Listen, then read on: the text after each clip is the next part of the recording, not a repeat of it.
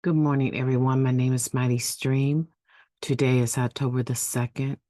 I'm going to do your spiritual principle a day in a meditation.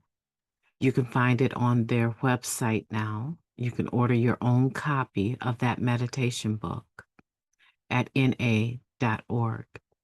Now, I am brought to you by Hope Through Navigation, and this is our H.O.O.D Recovery Services.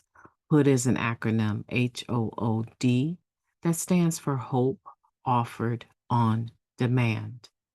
I'm creating content daily so that you will have a place to go to have your meditation time. Okay, if you need to reach me, please feel free to do so at recoveryofhope21@gmail.com. Let's go ahead and get into the screen for the meditation. Okay, today's title for October 2nd is Trust is a Conscious Decision. Even though we do not know how our lives will change as we work this step, we can learn to trust that our higher power will care for us better than we could. It works. Step 3. As newcomers, many of us struggle with the aspects of 12-step recovery that we don't easily understand. Sure, spirituality is practical around here, but that doesn't mean it's straightforward. We describe our spiritual awakenings to newer members, but the explanations often make for more head scratching. With most things in life, and count step 3 among these, we can't know the outcomes before having the experience. The meaning of our decision to turn our will over to the care over to a caring higher power, is lost on many of us. Instead of applying our brain power, we need to nurture hope, faith, and trust. Hearing about the changes in the lives of other addicts gives us something to go on as we begin to develop some trust in NA. We listen to other members talk about trusting in a higher power they don't completely understand. We hear from people of faith, people who eschew religion, and everyone in between. Eschew religion and everyone in between. According to one member, working step 3 is a decision to open a door. I may not know what's on the other side, but I've gained a measure of trust in that decision because I know my life hasn't fallen apart whenever I've cracked open that door. Trust is a conscious decision we put into action daily in some way or another by sidelining fear and taking a risk. We do our best, but some days acting as if we trust in a higher power is all we have to go on. Lots of us abide by a fake it till you make it attitude. Along with faith, we take a leap of trust. Sometimes we fly, sometimes we flop. Growth can be a bruising process. We experience rejection or not getting what we planned for so carefully. Sometimes the gifts we receive in recovery come wrapped in dirt, a member teased. But we're okay because we're learning to trust the process. We'll turn it over again tomorrow. I don't have to rely on what I think I know because I am learning to trust. Whatever happens today, I'll practice loosening my grip on results and muster some faith that I'll be okay. Let's take a moment of silence, followed by the we version of the Serenity Prayer.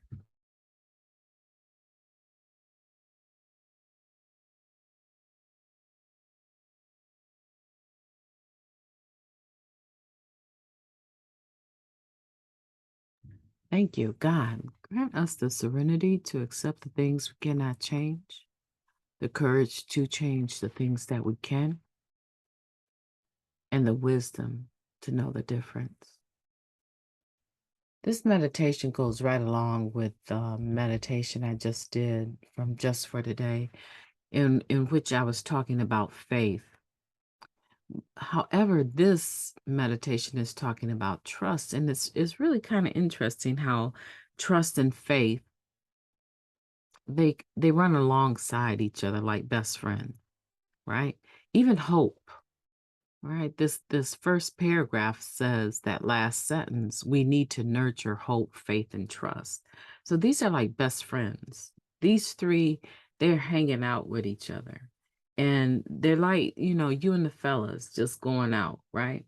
Going to see a game or something in person, or you and the girls going to get your nails and your toes done together, right?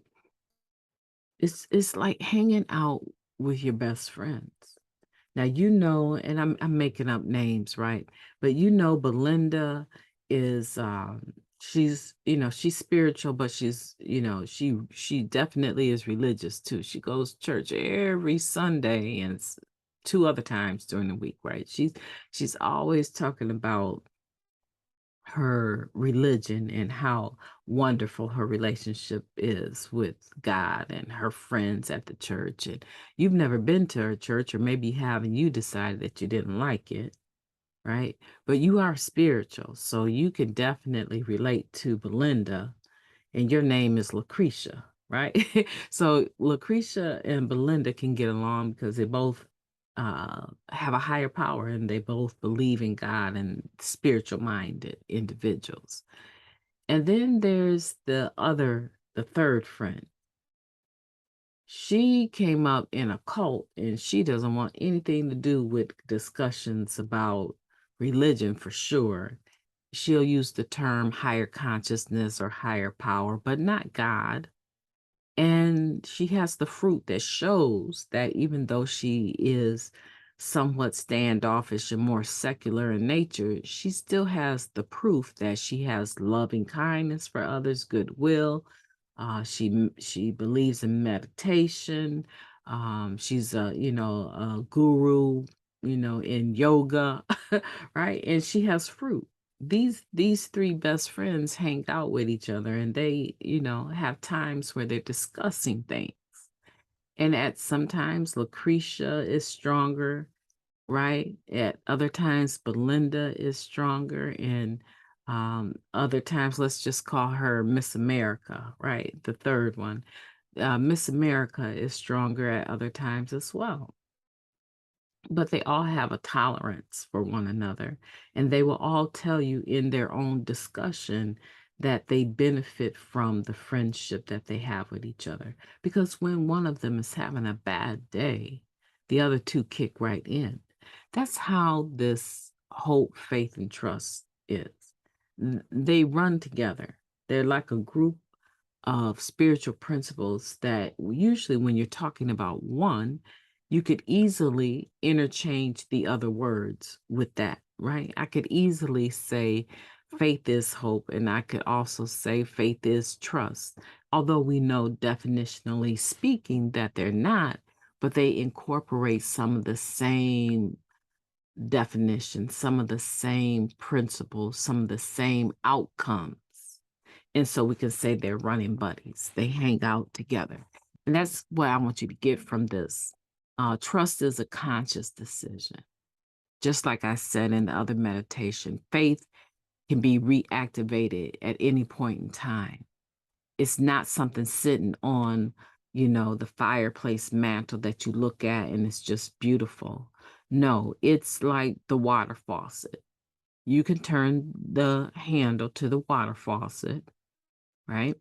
And expect water, hot or cold, to come out.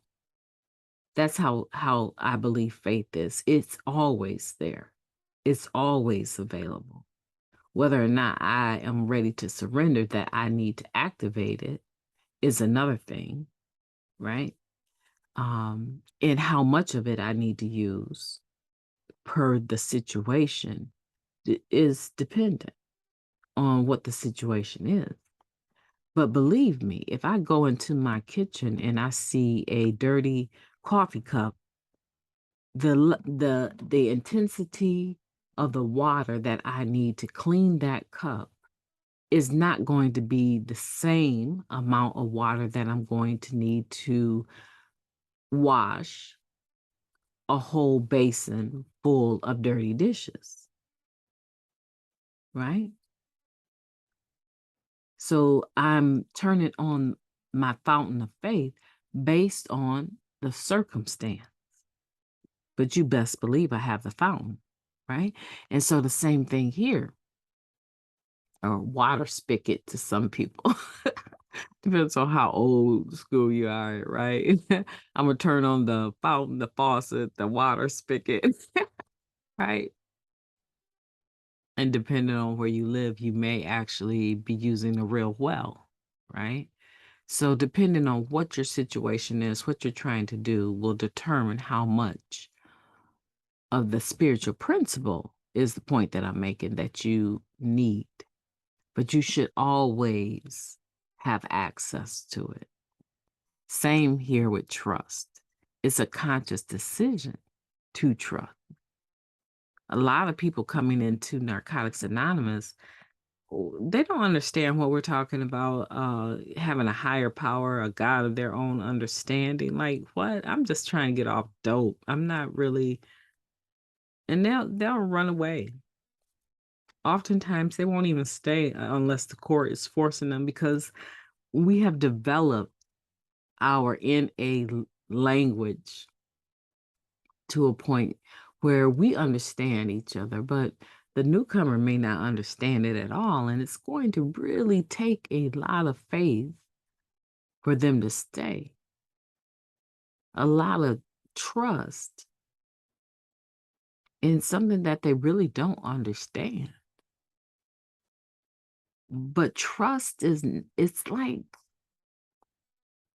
I used to do this thing with some ladies that I knew struggled with trusting other people.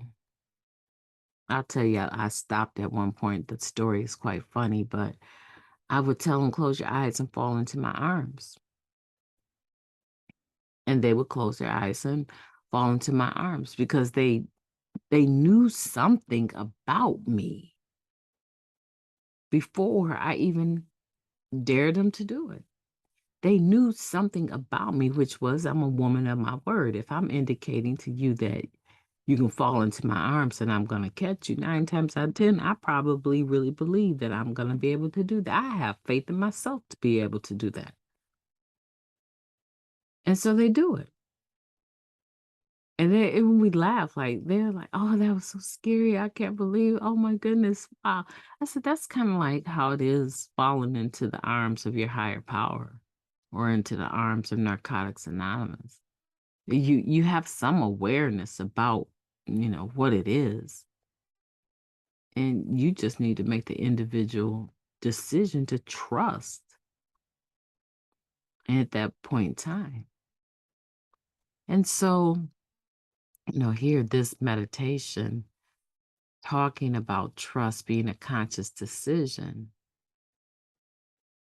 we don't always know what our lives are going to look like if we work the third step. But we can trust and believe the proof around us. How many people in the meeting have done this? And you can see fruit in their lives, that they have a higher power that they turn their will and their life over to daily, constantly, second by second. And you can fall into the arms of that, trusting that you're going to have the same similar experience, similar, not the same experience. And that you too will be an individual that will tell the newcomer eventually, just trust the process. I didn't get this by, just showing up. I had to invest. I had to invest and make a decision that I was going to trust the process until it became a part of my lived experience, right? Even now, as you open up the podcast and you look forward to subscribing and listening, right? And sharing, right? Takes 2 seconds to subscribe and ask for the notifications to come up on your phone so that when I'm done posting it, it's right there, right? And it makes my life easier because then I don't have to try to figure out, who to share it with on Facebook, who not to share it with, because we all live different types of lives. And we do want to be mindful that it is still an anonymous program, regardless to social media. And we want to be considerate. I know which one of my friends could care less if the world knew. And then there's some people that they definitely don't want to be tagged, right? So if you subscribe and you're listening, I don't really have to worry about that, right? But the point is, just by you opening the podcast and listening is an act of faith, is an act of trust. You hear my voice and you hear stories about the fruit of my spiritual relationship, my spiritual program of Narcotics Anonymous. But really, honestly, you're trusting me, someone that you really have not met in person. And I would submit, hey, I haven't intentionally tried to steer you wrong yet and don't intend to. I'm working on my 30 years and I'm really going to throw a big party for my 30-year clean date, August 28th of 2023. And I know there's no fronts, but God willing, I get to that date, I am really going to, matter of fact, I'll be on a cruise, I think, on that date. I am really going to have a good time. So here's the thing. You trust me enough to keep coming to this podcast on YouTube. There's some people that do YouTube channels and I start out thinking, oh, they're going to be okay. And then they go they go to the left completely. And I'm like, let me, I don't know if I'm going to unsubscribe, but definitely I don't want the notifications because I'm not really sure what this person is trying to do, like what's going on. But I'm just saying, if you can do this every day, that is an act of faith and trust. The people that have subscribed are saying things like, it's starting to all make sense now. I feel better about my recovery when I get on and I start my day with this. People's their lives are improving as a result of this simple moment in time that I'm taking to do something, one that I do every day anyway, but to also share with other people, right? I'm no God. I'm no God. I'm a human being. And I'm just saying, think about your relationship with your higher power being similar to what you experience every day. Trusting every day that you're going to come here and hear the meditation and get some positivity in your life. I believe that you have a higher power, a God of your own understanding that can do it a million times more in your life, in a relationship of intimacy with you than this podcast could ever could. Right? So again, just like the earlier meditation about faith, there's these different activations of faith based on the circumstance. And the same thing with trust. It's a conscious decision to trust a higher power that you can turn your will and your life over to its care, whatever that higher power is. For 20 minutes, sometimes 25, it'd be nice if I could get down to 10 minutes. You entrust me. And I'm just saying, turn it up a notch. Trust your higher power too, right? I think you can do it. I've enjoyed talking to you today about the third step. I'm hoping that you'll have a beautiful day. I intend to. I already am. Tons of homework again, doing things at the last minute, but I'm encouraged by this morning and this time spent with you, and I will be talking to you tomorrow.